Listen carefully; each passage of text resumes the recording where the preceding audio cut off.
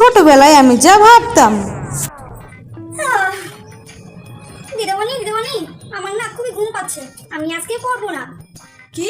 যখনই তুমি পড়তে বসো তোমাকে পড়ার কথা বলি তখনই তোমার ঘুম পায়, তাই না? চুপচাপ বই বার করো, সবসময় শুধু বাহানা বাহানা বাহানা। ঠিক আছে, পড়ছি। দিদিমণি দেখো তো, স্কুল থেকে টুকি রেজাল্ট পাঠিয়েছে আর কি সব কমপ্লেন করছে, আমি তো বুঝি না। তুই দেখো তো কি হয়েছে। ঠিক আছে, দেখি দেখি। টুকি, তুমি পরীক্ষার রেজাল্ট এত বাজে করেছে কেন? স্কুল থেকে শুধু কমপ্লেন আসছে। মা, স্কুল থেকে শুধু কমপ্লেনই পাঠিয়েছে, হরলিক্স বর্নভিটা এগুলো কিছু দেয়নি। আর কমপ্লেনটা কি চকলেট পেপারে না প্লেন দিয়েছে? আর কমপ্লেনটা কি চকলেট পেপারে না প্লেন দিয়েছে?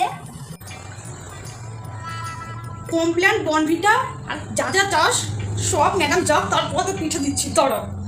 এই মেয়েটার জন্য পুরো মন সম্মানটাই আমার চলে গেল। যা বাবা, আমি আবার কি করলাম?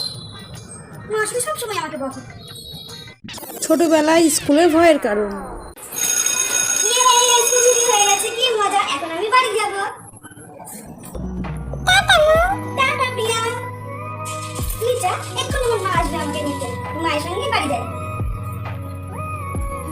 কিন্তু পুরো স্কুলটাই তো ফাঁকা হয়ে গেল, এখনো কেন আমার মা আসলো না? মা, তুমি কোথায়? মা, আমার খুবই ভয় লাগছে। মা, তুমি কোথায়?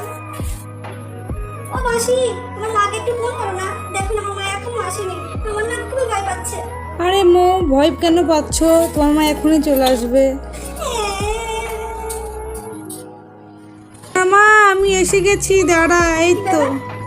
মা ডাকলো বলে? কোথায় মা? মা, তুমি কোথায়? চল মা। মা, তুমি আজকে এত দেরি করলে কেন বলো তো? আমি কখন থেকে স্কুলে দাঁড়িয়ে আছি, দেখো তো আমার পুরো স্কুলটা ফাঁকা হয়ে গেছে। বাইরে কি রাস্তায় অনেক ট্রাফিক ছিল তো, সেই জন্য আসতে একটু দেরি হয়ে গেল। তুমি আবার মিথ্যে কথা বলছো। এরপরে তুমি যদি এরকম করো তাহলে আমি আর স্কুলে আসবো না। ঠিক আছে মা, এই ভুল আর করবো না, ঠিক চলো। আছে, চলো।